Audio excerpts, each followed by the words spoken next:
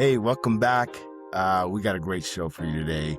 Let me start by asking you if you've ever wondered why, even after the danger is gone, your body still feels on edge. Why your mind replays moments you don't even want to remember. Why you want to move forward, but something inside of you feels stuck. If you've ever thought, what the fuck is wrong with me? Let me say this clearly. There's nothing wrong with you. Trauma doesn't disappear just because time passes. It lives in the body. It lives in your nervous system, in the instincts that once kept you alive. Today, we're not talking about getting over it. Just get over it. We're talking about rising up after trauma, using proven, research-backed practices that help people move from survival into choice. This isn't about perfection.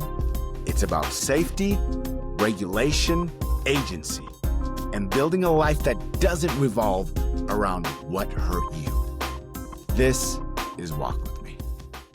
All right, I'm excited about this today because I feel very strong about moving forward from trauma. And then what trauma actually does to us and why healing is so hard. And learning this throughout my process, throughout my journey, was so important for me and the people that I loved and that were around me. Because to me, trauma changes the way the body and brain work. And over time, it's relearning so many things that you just did automatically.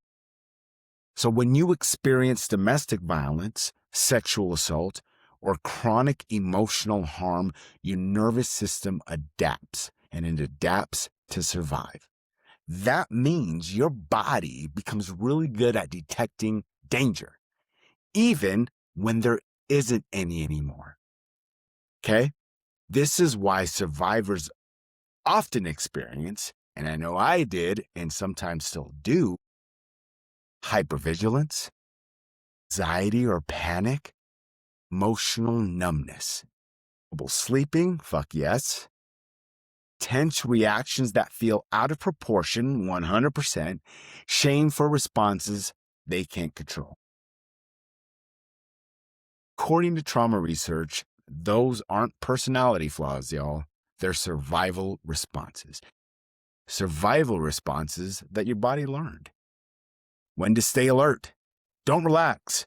Watch for threats. Protect yourself at all cost. Completely understandable. I thought I was just fucked up. I thought there was no healing from this.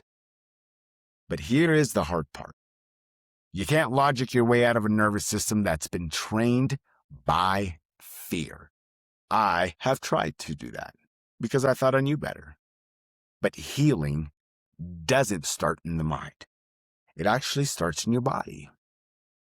Rising up after trauma means learning how to gently teach your nervous system that you are safe now. Not all at once, but consistently. And that brings us to the part that can change lives. All right, so how does healing actually happen? When people ask, how do I heal after trauma? I want to tell you the truth. Not the Instagram version, not the grind it out version, not the just think positive bullshit that we hear a lot. Healing isn't about willpower. It's not about being strong enough, because you all are strong.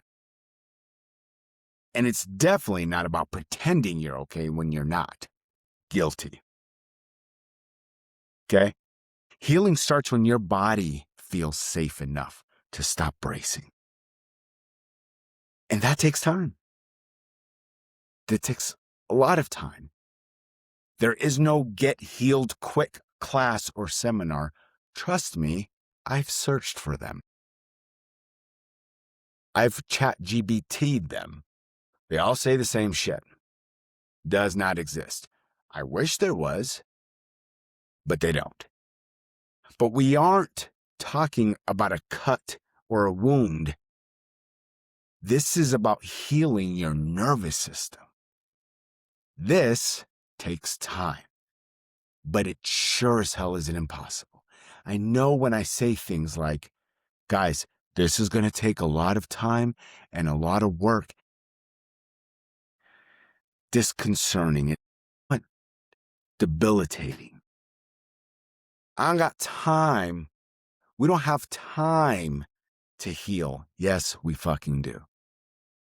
So let's slow this down and talk about what actually works. First, safety comes before growth. You've heard me say this, even in this only episode, what, 4, 5? 5? 5? 5. Okay? We have to talk about safety. And I don't mean everything is fixed. I mean, you're not constantly waiting for the next explosion. You're not scanning every room for danger. You're not living in flight or flight all day, every day. Because here's the truth, most people kind of skip over, guys. I know I did at one point. Your nervous system will not heal while it still feels under threat. And sometimes safety doesn't look dramatic and overpowering. Sometimes it's quiet. It's boring. It's choosing peace over chaos, even when chaos feels familiar. That doesn't make you weak. That makes you wise. So what does this look like? Maybe safety looks like deciding you don't have heavy conversations after 9 p.m. You don't talk about politics. You don't talk about things that always turn into a debate because your body is exhausted by then. Or choosing not to respond immediately to texts that spike your anxiety or posts that spike your anxiety. Social media is really good at that, by the way. Making your bedroom a no conflict zone. No rehashing the past, no arguments, just rest. That's not avoidance. And I don't want you to avoid things, but you're going to regulate them. That's what this is. Regulation. Safety first. Always. Secondly, understanding your trauma responses so you stop judging yourself. God, that's so powerful, and you're going to hear me say that almost over and over and over again. You have to stop judging yourself. Okay? A lot of survivors ask questions like, why do I shut down? Why do I get angry so fast? Why do I freeze when conflict shows up? These are self-damaging questions. Reframing that changes everything. Everything. These aren't character flaws, they are trauma responses. Your body learned how to survive before your mind had language for it. Fight, flight. Remember we talked about freeze and fawn? Each one exists for one reason, to keep you alive. Or so you're taught. So instead of asking, what's wrong with me? Try asking, what did my body learn it needed to do to survive? That shift from shame to curiosity is huge. So what could you do? You can notice that every time conflict comes up, you go quiet and disappear. Instead of thinking I'm weak, you say, this is freeze. This is my nervous system protecting me. That one sentence can stop an entire spiral of self-blame. Awareness doesn't fix everything, but it slows the moment enough for choice to enter. Okay, third, regulating the nervous system. This is kind of where change starts. This part gets misunderstood a lot. So let me kind of simplify it. Regulation isn't about being calm all the time. It's about giving your body moments of rest. small moments, but repeated often. 5 slow breaths, feeling your feet on the floor, a short walk, stretching, a routine you can rely on. You don't need intensity, guys. You need consistency. Your nervous system learns through repetition. Okay. When I say your nervous system learns through repetition, I want to be clear about something. This isn't some soft, abstract idea that only lives in trauma therapy rooms. This is the same principle coaches, athletes, entrepreneurs, and leaders have been using forever. Think about this shit, guys. No one becomes confident by thinking about confidence one time. No one becomes disciplined by having one motivated day. No one builds leadership, emotional intelligence, or success through a single breakthrough moment. They build it through repeated behaviors. Athletes train their bodies through repetition. Leaders build their trust through consistent actions. Entrepreneurs build resilience by showing up again and again and again after failure. Musicians don't master an instrument in one session. They repeat the basics until their body knows what to do without thinking. Trauma healing works the same fucking way. Right? We knew this. We just didn't understand it like this. We couldn't verbalize it like this. Our nervous systems don't change because you understand something once. A lot of the times that you're listening to this, you're going to hear things repeated, words repeated, actions repeated, even though we may be talking about somewhat of a different subject. This is doing something over and over again because we don't understand things when we just hear it once. Your nervous system or actions change because you practice safety often enough that your body starts to believe it. Every time you breathe instead of reacting, every time you pause instead of panicking, every fucking time you choose regulation over chaos, you're building something. You're doing the same thing successful people do in every other area of their lives. You're training your system through repetition. The difference is here you're not training for productivity or performance.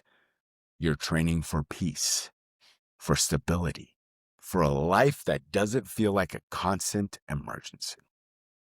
And just like any real growth, it doesn't come from intensity. It comes from consistency. That, my friends, is not weakness. That's how real change has always worked from the beginning of time. Every time you slow down on purpose, your body hears, we're okay right now. And that message over time rewires everything. So you wake up already tense. Before touching your phone, you put one hand on your chest, one on your stomach, and take 5 slow breaths. Not to fix your life, not to calm down forever, just to tell your body, we're okay for the next couple minutes. Do that every morning for a week, and your body starts learning something new. That is how change actually happens. I know it sounds goofy sometimes. I know it can sound a little, weird, off. Okay? But I'm telling you, no matter what situation or what you're trying to do in life, consistency is all that matters. And these small steps, guys, they're huge. For being small steps, they are ginormous. That's a word still, right? Okay. 4th, we're reclaiming choice. This is how power comes back. Trauma takes away choice. So healing, in turn, has to give it back. Not in big, dramatic ways at first, but in small, daily decisions. I love this. I don't know why, but I do. Choosing when you rest. Some of us talk about taking naps in the middle of the day. There's been a Saturday where you don't work, or any day of the week where you don't work, and it's like 2:00 in the morning or 2:00 in the afternoon, and you lay down to take a nap. You just want to lay down and rest. And you feel super guilty about it because you're like, this is my day off. I need to be so productive, and I'm not just lying here. But man, can I just tell you that choice to do that sometimes is it's so powerful.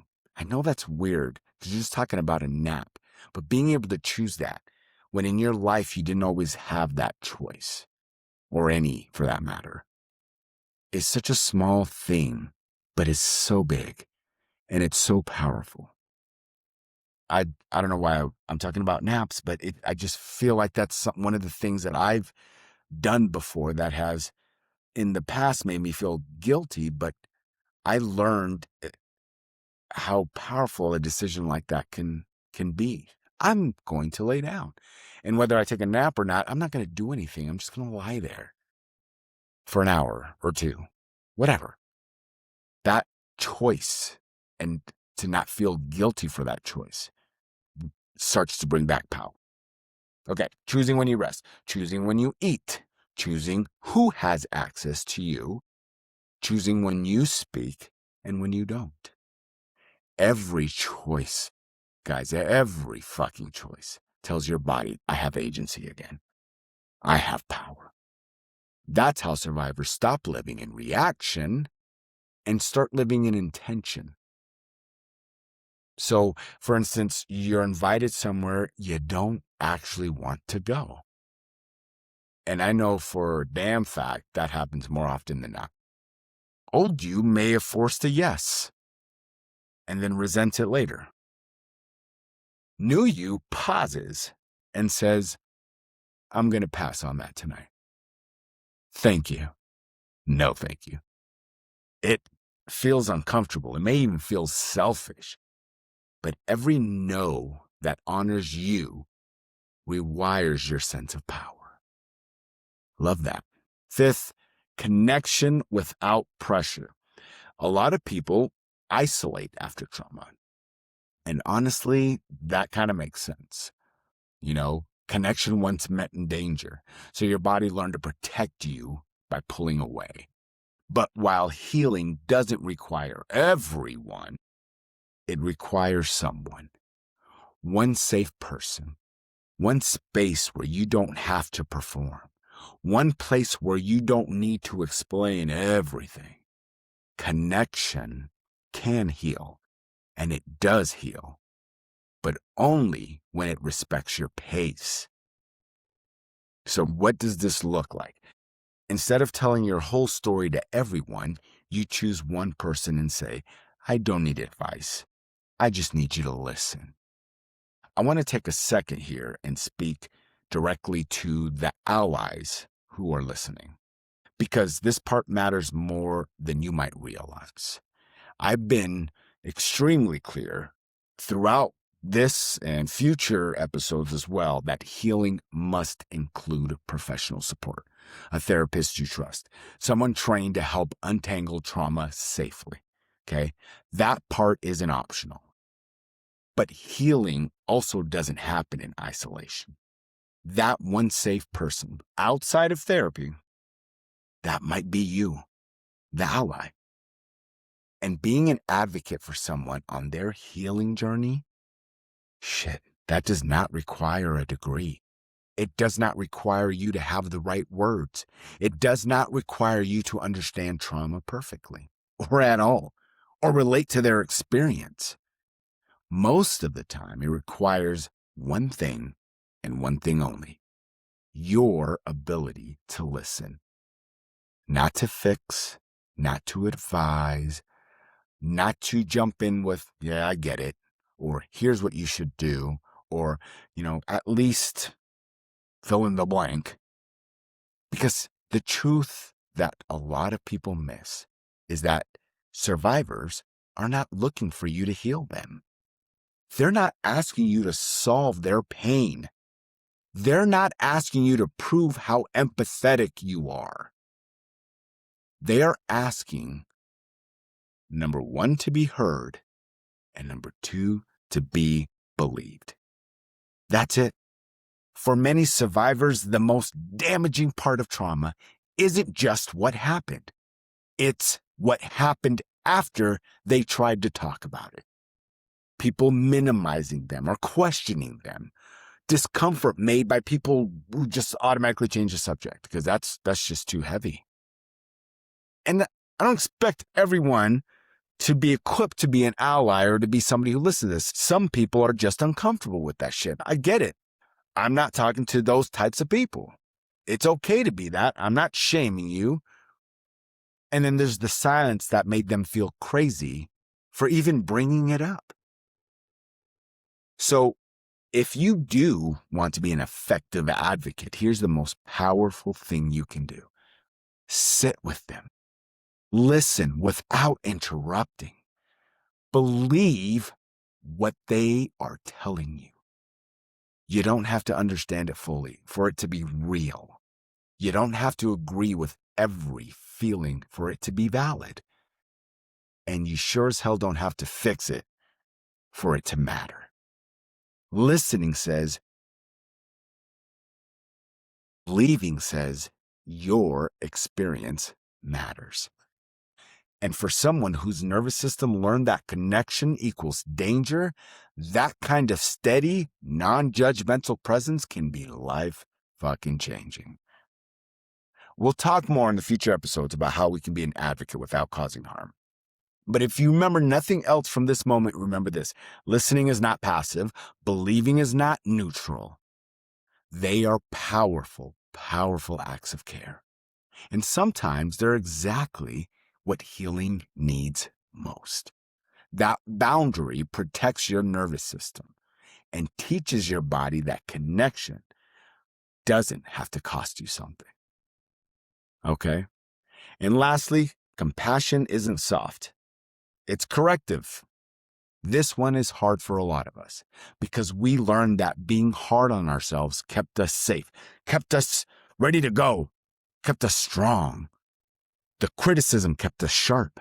The self-blame kept us in line. But compassion teaches your nervous system something new, that I'm not in danger from myself anymore. That matters.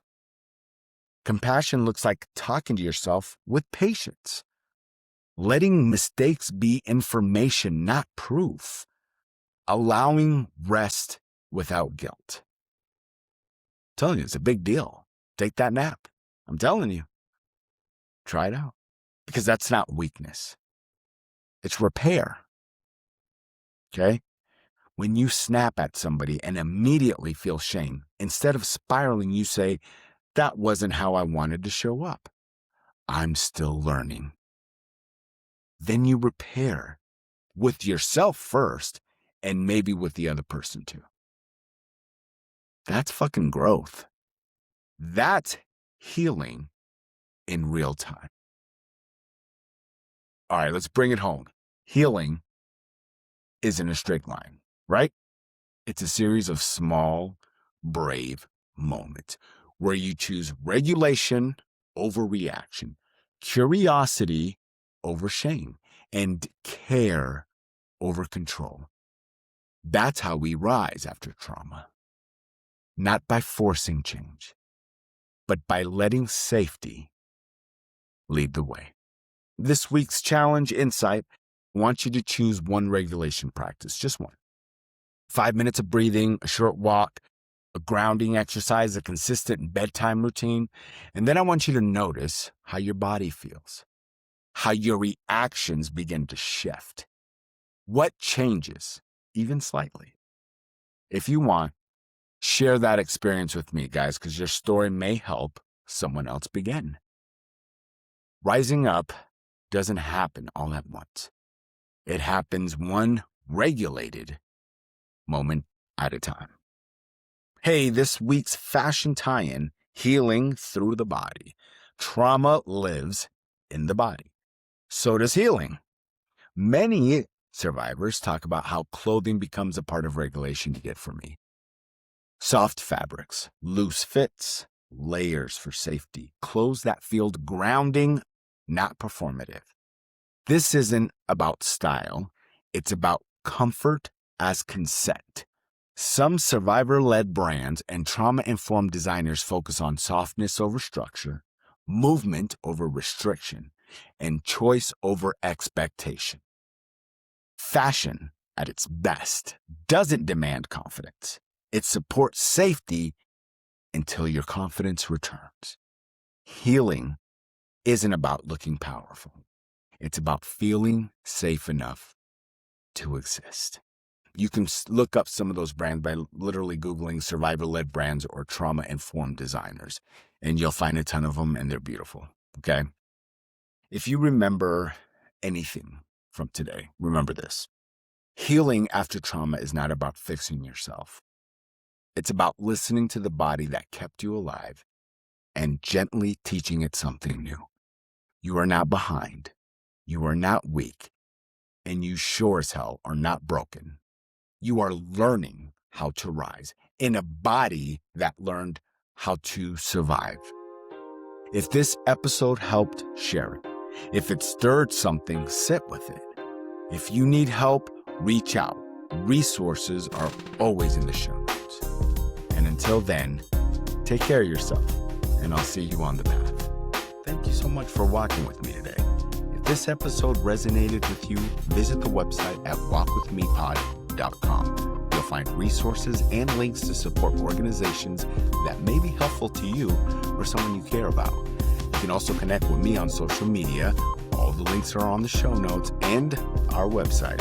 And if you feel compelled, reach out. Your reflections, questions, and stories are always welcome. And some may be shared in future follow-up episodes with your permission, of course. If you believe in what we're building here, please take a moment and rate and review the podcast. It helps the message reach more people who may need it. And if someone came to mind while you were listening, consider sharing this episode with them. That's how this walk continues. Until then, take care of yourself. Psst, this part is super important, my friends. I want to be very clear about something. I am not a licensed therapist, a counselor, a psychologist, or a medical professional. The content shared on Walk With Me is based on personal experience, research, education, and lived perspective, not professional or clinical advice. This podcast is intended for educational, reflective, and community-based conversation only.